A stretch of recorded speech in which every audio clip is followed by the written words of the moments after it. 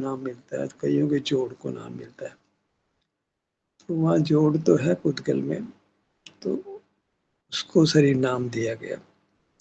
पर जीव में जो शरीराकार है वो जोड़ का मामला नहीं है, एक वस्तु रूप से है, तो उसको वास्तव में शरीर संज्ञा है, उपचार नहीं है। संसार अवस्था में शरीराकार होने से वो शरीर रूप से अनुभव में आता है। उसकी प्रसिद्धि नहीं होने से जीव दुख पाता रहा, क्योंकि ध्यान का ध्येय खड़ा नहीं हुआ, ध्यान ही खड़ा नहीं हुआ। जीव की सीमा स्वाध्याय तक रही, और ध्यान करने के नाम में वास्तविक ध्यान नहीं हुआ। कोई मंत्र जपता है, कोई भगवान के स्वरूप का आकार का चिंतन करता है, एक मूर्ति सी बना ले, जो प्रतिमा देखी उसी को याद करने की कोशिश करता है, तीर्थ गया हो तीर्थ को याद करने की कोशिश करता है, अनेक गुणों के हिसाब से उन गुणों का विकल्प करता है, शरीर का एहसास नहीं करता। जितने ध्यान के प्रयोग जैन धर्म में पंडित लोग मुनि लोग करा रहे हैं, वो शरीर के अंगों का नाम नहीं लेते, तो शरीर शब्द से वो अपना ग्रहण करते ही नहीं है। शरीर से तो आत्मा जुदा है, कदापि एक नहीं है। तो उसने भी, जैन धर्म ने भी शरीर के अस्तित्व को अस्वीकार किया, जीव के शरीर के अस्तित्व को। तो फिर बच के आ गया, परिणाम बच गया। तो परिणाम तो अनित्य है। ज्ञान परिणाम को पकड़ लिया, अनंत गुणों का सुख परिणाम को पकड़ लिया, बल को पकड़ लिया। जो भी सब असमान जाति द्रव्य रूप से थे, असमान जाति द्रव्य पर्याय रूप से थे। ज्ञान असमान जाति द्रव्य, असमान जाति पर्याय है। द्रव्य पर्याय अर्थ पर्याय तो है, अर्थ पर्याय लो ज्ञान को, लेकिन पुद्गल के संबंध से होने से असमान जाति है।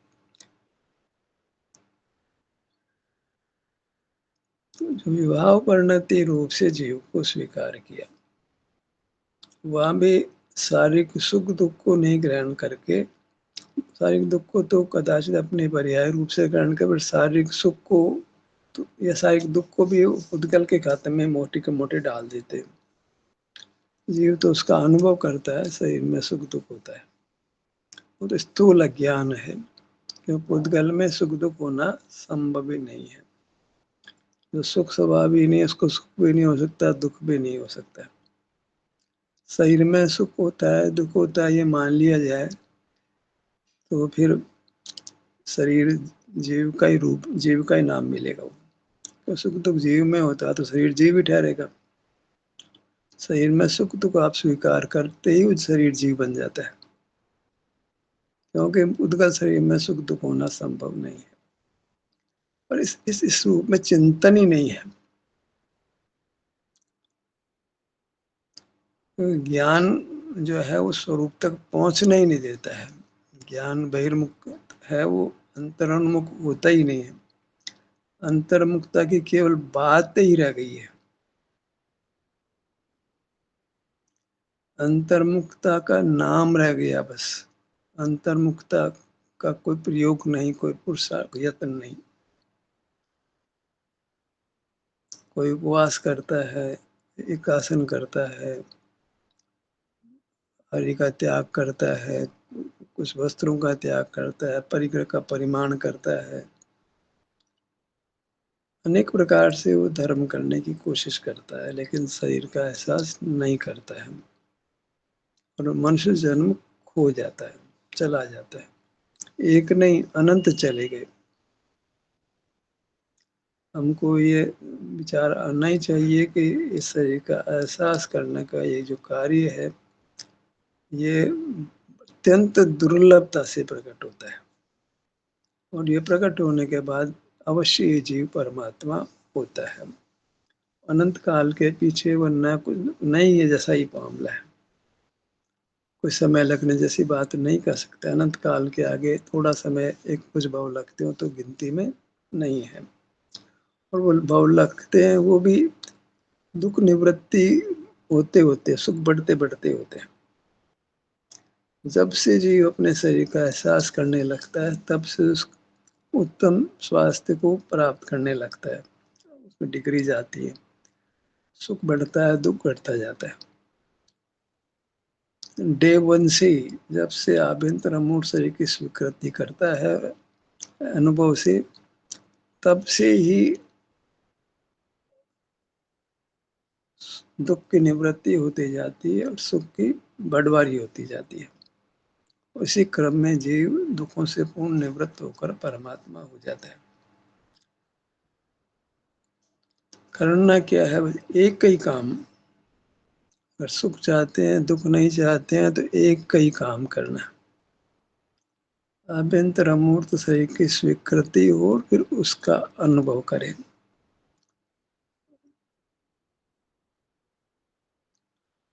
पहले तो ये मेरा निज विस्तार है, वही मैं हूँ। त्रिकालिक जो वस्तु है, विस्तार, उसमें अपनापन होता है। तो दूसरे शब्दों में कहे, शरीर में अपनापन होता है, जो अनुभव में आता है। धर्म की शुरुआत शरीर में अपनापन से होती है। शरीर में अपनापन हो ही नहीं पाता है। सब कोई आत्मा, रूह ऐसे ही बात करते हैं। बौद्ध धर्म तो वो भी नहीं करता है। इस बौद्ध धर्म को बहुत अच्छा बताया जा रहा है विपश्यना के नाम से। जैन भी जा रहे हैं विपश्यना में, वो आत्मा को स्वीकार ही नहीं करते। बताइए, तो क्या मिलना है? ध्रुव वस्तु को स्वीकार नहीं करते, ध्रुव को स्वीकार नहीं करते, और फिर भी जैनों की बंटवारी हो रही है पसना सेंटर्स में। अद्भुत आश्चर्य है। क्योंकि जैनों के पास वो स्थायी तत्व मिल जाए तो अन्यत्र क्यों जाए? जैनों के पास तो भगवान दूसरे स्थायी हैं, जो मंदिर में बैठे हैं।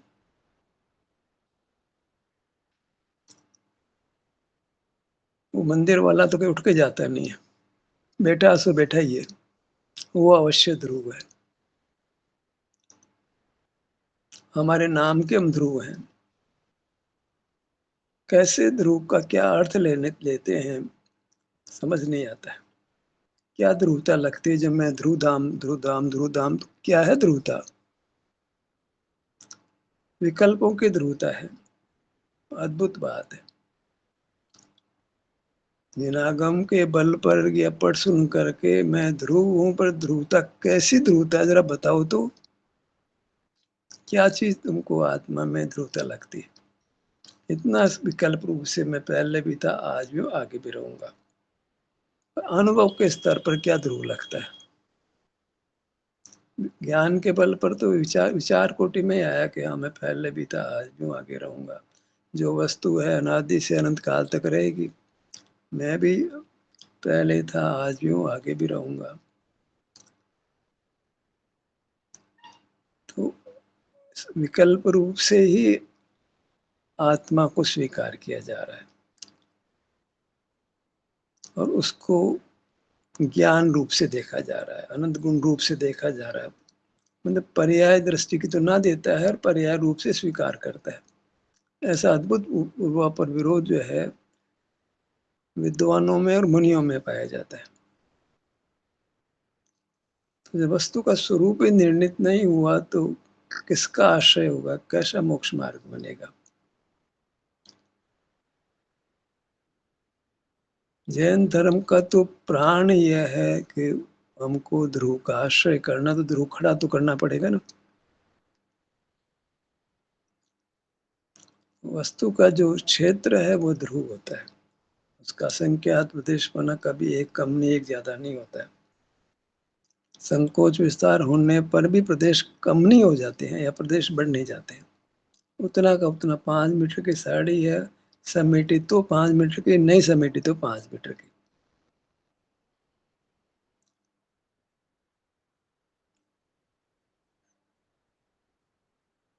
जो प्रदेश मान क्षेत्र की ध्रुवता है, और ध्रुवता का आश्रय होता है।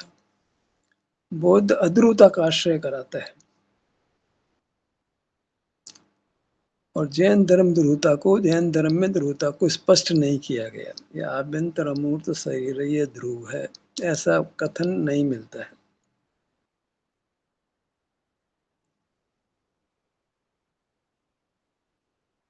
जो क्षेत्र शरीर के आकार है, तो शरीर ही क्षेत्र ध्रुव है, तो शरीर ध्रुव है। ध्रुव की आराधना की जाती है, यानी ध्रुव के सन्मुख रहा जाता है, उसी में रह करके परिणाम उत्पन्न होता है, वो सुख रूप होता है, वो कर्म क्षयकारी होता है और जीव को परमात्मा पद देता है। बस एक ही जीव अनुभव करके फैसला करता है, तो एक ही फैसला करता है, मुझे अपने आभ्यंतर शरीर की उपेक्षा नहीं करनी है, पल भर को भी मेरे में अनुभव में वो आभ्यंतर अमूढ़ शरीर बना रहे, उससे च्युति एक पल को भी नहीं, एक समय को भी नहीं हो, अन्य प्रवृत्ति नहीं हो, एक आभ्यंतर अमूढ़ शरीर के अनुभव रूप ही रहूं। जैसे क्षेत्र ध्रुव है, ऐसी ये परिणति भी ध्रुव हो जाए, वो आभ्यंतर शरीर के अनुभव रूप ही रहा करे, उसको ध्रुव गति कहते हैं, अचल गति कहते हैं। उससे च्युत होता ही नहीं है, प्रति समय उत्पाद व्यय में वो अपने शरीर से ही संलग्न है। बुद्ध कहता संवेदना से संलग्न है, संवेदना कोई वस्तु नहीं है, एक वृत्ति खड़ी हुई।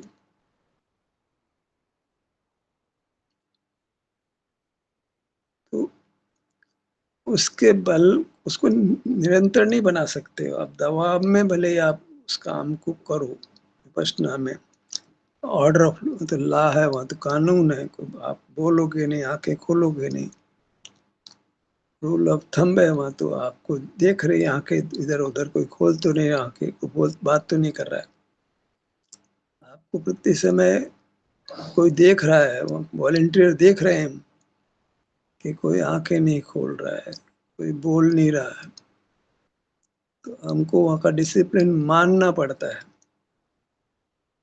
ये दबाव का मार्ग बनता है, तो जैसे ही वो छूटता है विपश्यना से, वो आजाद हो जाता है। वो जैसे कोई बाड़े में जानवर को बांधते हैं, या स्कूल में बच्चे पढ़ते हैं, स्कूल से बच्चे निकल के वो खुशी से दौड़ के बाहर आते, पशु भी दूर दूर दौड़ के बाहर आते। ज्ञान में रहे बच्चे भी बंधन में हैं, स्कूल में बंधन में है, वो ज्ञान से छूटते खुशी बनाते।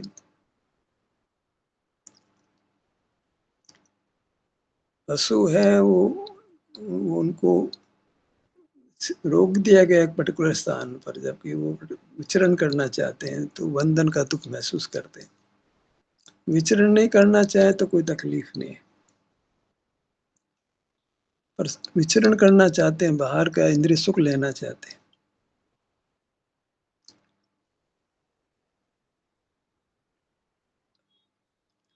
हमें एक ही भावना को अनुभव रूप से नचाना है कि मैं अपने अमूर्त शरीर में निरंतर बना रहूं,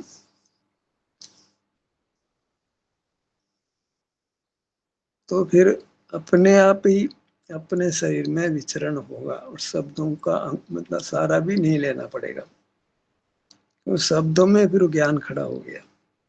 जहाँ हमने बोला ललाट, तो वो ज्ञान का परिणाम हो गया, सिर बोला वो ज्ञान का परिणाम हो गया, सिर पहुंचने पर वो बात खत्म हो गई। लेकिन पहले विकल्प हुआ सिर, कान, ललाट, तो वो वचन समझ लीजिए, वो अनुभव नहीं हुआ, विकल्प हो गया, मन का विकल्प हो गया, तो उस समय वो अशुद्धता है। अंग का नाम लेने तक या शरीर नाम लेने तक अशुद्धता है, पर जब हम संवेदन रूप हो जाते हैं शरीर के किसी भाग में, वहाँ के स्वास्थ्य का अनुभव कर रहे होते हैं, तो मार्ग बनता है, वह मोक्ष का मार्ग है। शरीर में ठहर कर, शरीर में रह कर जो हमको शांति का एहसास होता है, सुख का अनुभव होता है, अच्छा लगता है, सुख का परिणाम होता है, ये दुख को नष्ट करता है। उजाला अंधेरे को नष्ट करता है।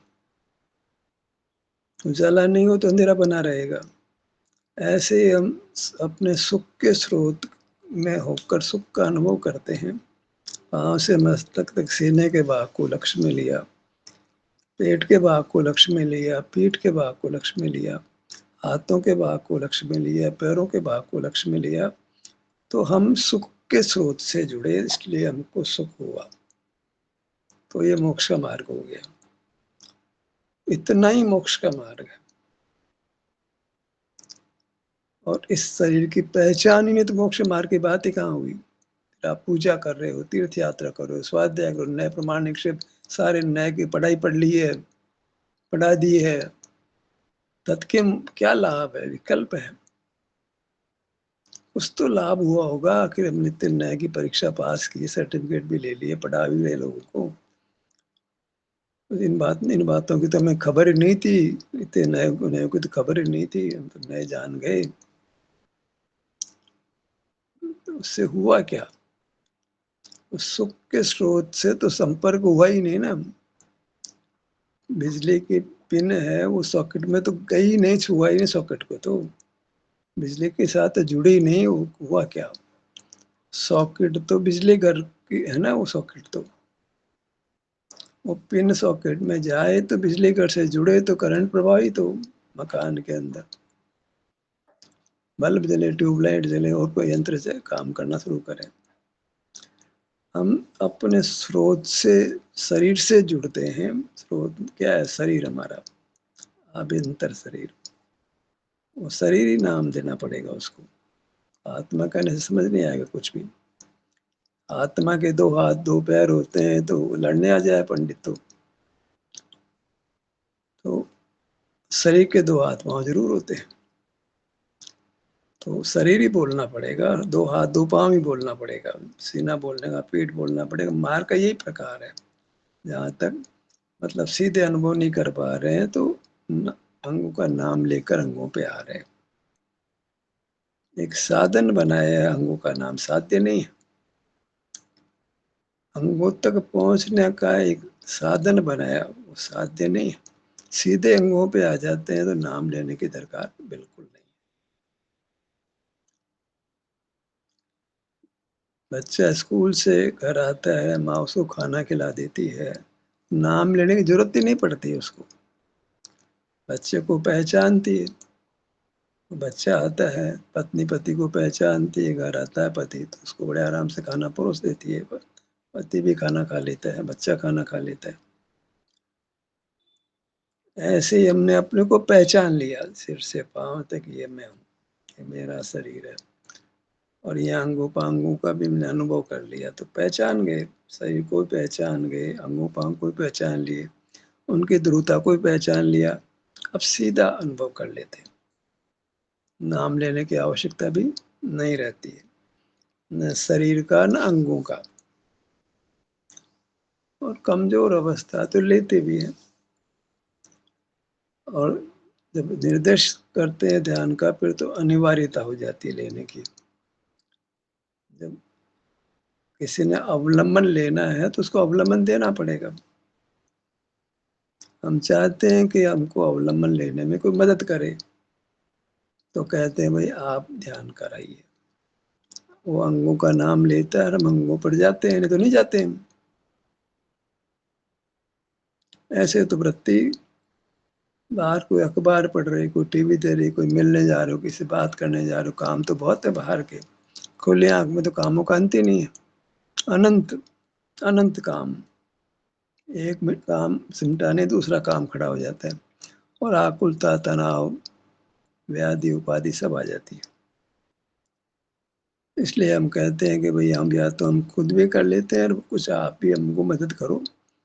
अंगों का नाम तो लेने वाला तो अंगों पे आके ही बोल रहा है, उसकी तो उसका तो बहुत जबरदस्त लाभ उसको। और सुनने वाले का तो फिर ही मन विचलित हो जाता है। और सुनने में सुख नहीं लगता है उसको, उसका मन चलायमान हो जाता है। सुनने में तो कोई ज्ञान भी नहीं करा रहे हो, तो क्या क्या क्या मन स्थिर होगा वहां पर? ज्ञान तो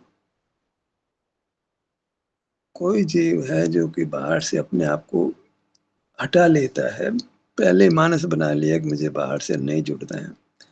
ध्यान के सत्र में जो ध्यान करा रहा है, अंगों पे ला रहा है, तो चाहिए कि सुनने वालों को वो पहले ही संकल्प कर लें, मुझे अपने शरीर और शरीर के अंगों का एहसास करना है और कोई काम मुझे नहीं करना। तो सहज ही वो काम होगा। संकल्प के, इसको यम नियम संज्ञा देते हैं योग में, वो संकल्प ही है। बाहर के यम नियम तो बहुत कर लिए, चाय नहीं पीना, दूध नहीं पीना, घी नहीं खाना, तेल नहीं खाना, वो कोई संकल्प नहीं है, वो कोई नियम नहीं है। नियम एक ही है कि मैं अपने शरीर और शरीर के अंगों का आश्रय करूंगा। तो फिर वक्ता बोलेगा ललाट पे आओ, हाथ पे आओ, पाँव पे आओ, तो आप खुशी खुशी आओगे क्योंकि आपने वो लक्ष्य बनाया है। वक्ता का ये लक्ष्य काम नहीं कर, श्रोता का भी लक्ष्य बनना चाहिए ना। श्रोता भी ये लक्ष्य बनाए कि मुझे अपने शरीर अंगों का ही एहसास करना है। मैं ध्यान सत्र में जुड़ इसलिए रहा हूं कि मुझे अपने शरीर अंगों का एहसास करना है। मेरा वही धर्म है, उसी से मैं परमात्मा बनूंगा, शाश्वत सुख को प्राप्त करूंगा। सीखने के लिए नहीं, फिर भी थोड़ा बहुत थियोरेटिकल नॉलेज आप ले लें, कोई दिक्कत नहीं है। लेकिन जब मार्ग सीधा ही प्रैक्टिकल सरल है, तो थियोरी की भी कहाँ जरूरत है। जरूरत तो इसलिए हो जाती है कि विपरीत मान्यताएं बहुत खड़ी है, जो हमको शरीर के एहसास करने में बाधा पैदा करती है। बाहर की प्रवृत्ति हमने माथे पर ओढ़ ली है, जबरदस्ती की। कितने काम ऐसे हम करते हैं जिसमें कोई अर्थ का लाभ भी नहीं है, कोई नाम का लाभ भी नहीं, ऐसे मंद कषाय वाले हो जाते हैं। पर प्रवृत्ति तो कर रहे हैं, प्रवृत्ति भी करी ना, अर्थ का नाम भी नहीं, लाभ भी नहीं मिला, नाम का लाभ भी नहीं मिला, प्रवृत्ति कर ली, बताओ, और सुख का अनुभव भी इन शरीर का एहसास भी नहीं किया, बिना लाभ का काम कर रहे हैं, जिसमें ना सुख मिला, नाम की भी इच्छा नहीं है, बस एक धार्मिक काम है, सो कर रहे बस। वो धार्मिक काम था नहीं। धार्मिक काम तो एक ही है कि अपने ध्रुव भाग जो क्षेत्र है उसको अनुभव में लेना, वहां ठहरना। ध्रुव की गाड़ी में बैठना, पांव से मस्तक तक ये ध्रुव की गाड़ी है, इसके बाहर कोई ध्रुवता नहीं है, सब अनित्यता है। आपाद मस्तक ये एक ध्रुव गाड़ी खड़ी है, अनादि से खड़ी, अनंत काल तक खड़ी रहेगी, इसमें बैठना है। और इसमें बैठने मात्र से ही सुख होने लगता है। लेकिन ठीक है, गाड़ी में, बड़ी गाड़ी है, हम छोटे हैं, परिणति छोटी है, तो विहार करती है इसमें। अभी परिणति कमजोर है, इसको वो विहार करेगी। बलवान परिणति विहार नहीं करेगी, वो तो आमूल पूरी वस्तु को पकड़ लेगी। सिद्ध परमात्मा पूरी वस्तु को पकड़ लेते हैं, वहाँ विहार की जरूरत नहीं रहती है, कुछ छूटता ही नहीं है। हमारे कुछ भाग ग्रहण करते हैं, कुछ छूट जाता है, तो सहज ही वृत्ति छूटे हुए भाग पर जाती है, और जानी भी चाहिए, क्योंकि हमें तो पूरी मूर्त को शुद्ध देखना है। स्वर्णकार भी कोई सोने की कोई चीज बनी हो, उसको प्योरीफाई करना हो उसको, तो तपाता है उसको, उसके हर भाग को तपाता है और शुद्ध करता। कपड़े को धोना हो तो जहाँ जहाँ मैल होता है सब जगह साबुन लगाते हैं। यहाँ इतनी अनिवार्यता नहीं है, आप अगर एक भाग पे भी ठहर सकते हैं, ठहर लेते हैं, तो सारा शरीर शुद्ध हो जाएगा। हमारी तो स्थिति बहुत अच्छी है, काम थोड़ा, लाभ बहुत ज्यादा, थोड़ा यत्न लाभ अनंत। शरीर का एहसास करना, कोई बहुत दूर, मीलों दूर नहीं जाना, पांव से मस्तक से तो 1 फुट भी नहीं है, तो वास्तव में तो हमको 1 फुट कौन सा नाप करना पड़ता है। सिर से पांव तक ऐसे ही एक समय में आ जाते हैं, नापने में तो समय लगेगा, तो कोई समय नहीं लगता, एक ही वस्तु है, बस ग्रहण होने में भेद करके आती है, छोटे भाग करके आती है, तो फिर दूसरे भाग में संवेदन होने लगता है, फिर तीसरे भाग में होने लगता है। पर हमको प्रतिष्ठा करनी है आभ्यंतर अमूर्त शरीर की। जैसे वेदी में भगवान की मतलब वेदी प्रतिष्ठा होती है, भगवान की प्रतिष्ठा होती है, प्रतिमा की प्रतिष्ठा होती है। उसमें लोग लगते हैं जिनको प्रतिष्ठाचारी लगते हैं, तो प्रतिमा की प्रतिष्ठा करते हैं, कोई मुनि कराता है, वेदी कराते हैं। हमें आभ्यंतर अमूर्त शरीर को प्रतिष्ठित करना है परमात्मा के रूप में। यहाँ से मोक्ष मार्ग शुरू होता है। प्रतिष्ठा चाहिए, अपने क्षेत्र को परमात्मा रूप से प्रतिष्ठित करना। तो परमात्मा रूप से प्रतिष्ठित करेंगे तो हाथ जोड़ने पड़े, माने यहाँ हाथ जोड़ना ऐसा स्वरूप होगा। मंदिर की प्रतिमा के पास तो कभी जाओगे, ये 24 घंटे अवेलेबल है। तो आभ्यंतर अमूर्त शरीर को अनुभव में लेते हैं तो उसकी प्रतिष्ठा परमात्मा के रूप में कर देते हैं, उत्तमार्थ के रूप में कर देते हैं, सुख आनंददाता के रूप में कर देते हैं। एक ही पदार्थ आनंद आता है और हमारे लिए परमेश्वर है। हमारे लिए परमेश्वर हमारा शरीर है, सिद्ध भगवान का शरीर सिद्ध भगवान का परमेश्वर है। ऐसा नहीं है कि उनके शरीर को हम परमेश्वर मान लें, उनकी वृत्ति मानेगी। परंतु परमात्मा की वृत्ति उनके शरीर को अपना जो है परमेश्वर मानती है। सिद्ध परमात्मा की वृत्ति उनके शरीर को सिद्ध प्रतिष्ठित करती है परमात्मा के रूप में। उसी न्याय से हमको अपने विस्तार को, अपनी प्रतिमा को परमात्मा के रूप में प्रतिष्ठित करना है। ये परमात्मा है पांव से मस्तक तक, और उसके अनुभव रूप रहना वह उसकी उपासना है। नजदीक बैठते उसी में बैठते हो आप, और उसके फल में हमको मोक्ष मिलता है। इतना सही तो पुरुषार्थ है। अब इसमें बाहर का क्रियाकांड बिल्कुल नहीं है। तो अब क्या करें, अनुभव से छूट जाते हैं, फिर क्या करें, करना नहीं, फिर अपने आप सब होता है। कर्म जो कराता है वो करते हो आप, उसके स्वामी नहीं बनना चाहिए। स्वामी बनते हैं शुद्ध परिणाम के। अशुद्ध परिणाम के स्वामी बनोगे तो वो होता ही रहेगा, कब मिटेगा ही नहीं। अपने परिणाम को कौन छोड़ता है।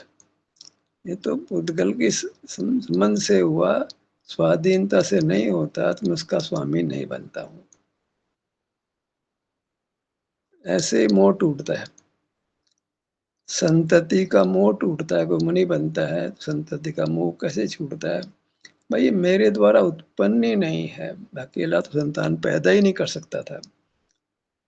तो इसमें तो पत्नी का योग और उस पुत्र का योग है, इसमें मेरा कर्म नहीं है। स्वाधीनता से तो मैं मेरी मूर्त को ही करता हूँ, अनादि से इसका स्वामी हूँ, इसका ही स्वामी था, हूँ और रहूंगा, क्योंकि इसमें किसी की निमित्तता नहीं है। तो जितना भी क्रिया है, ज्ञान है, राग है, सब पुद्गल के निमित्त से होने से उनका स्वामित्व जीव छोड़ देता है। मूल में तो अपने प्रति समय जो ज्ञान का परिणाम से स्वामित्व छोड़ना पड़ता है। पुत्र का स्वामित्व तो मोटे छोटे मोटे वैराग्य से जो लोग छोड़ देते हैं, चले जाता। अनंत बार ऐसा हो गया आगम के माने तो, कि पत्नी को छोड़ दिया, बच्चे को छोड़ दिया, वो बिलखते रहे, हम छोड़ गए। उनका दुख भी हमने आराम से देख लिया, परवाही नहीं करी। पर हमने जो विभाव परिणति जो थी, ज्ञान, इंद्रिय ज्ञान जो पराधीनता से होता था, उसको अपना स्वभाव मान लिया। तो फिर उसके त्याग में हमको, अपनी वस्तु के त्याग में तकलीफ होती है। धर्म के नाम पर छोड़ देते हो पुत्र को, पत्नी को, एक अलग बात है। उसको धर्म का लेना देना ने वस्तु के स्वरूप में ही है कि हम पर के स्वामी नहीं, विवाह परिणति के अकेले स्वामी नहीं बन सकते। ज्ञान के हम अकेले स्वामी बन ही नहीं सकते हैं, राग के अकेले स्वामी बन नहीं सकता, अकेले को ज्ञान राग होगा ही नहीं। अकेले को एकांत शरीर का एहसास होगा जिसमें सुख का अनुभव होगा। वह स्वाधीन परिणाम है, वही हमको करना है। इतना सही मोक्ष का मार्ग है। इससे ज़्यादा हमको नहीं फैलना है। इसमें कितना आसान भी है, थोड़े में सब काम हो गया। जिसको शिक्षा देने इतना से देखो पाँव से मस्तक ये तुम हो, आँख बंद करके तुम अनुभव में आते हो। ये आनंद आता है, इसका अनुभव करो। तुम्हें सब दुःख मिट जाएँगे तुम्हारे, सब सुख हो जाएगा। और होनहार जीव हो तो फट समझ जाएगा और अपने आप को दुखों से मुक्त करना प्रारंभ कर देगा। ध्यान का सत्र यहीं समाप्त होता है। आपकी सहभागिता के लिए धन्यवाद।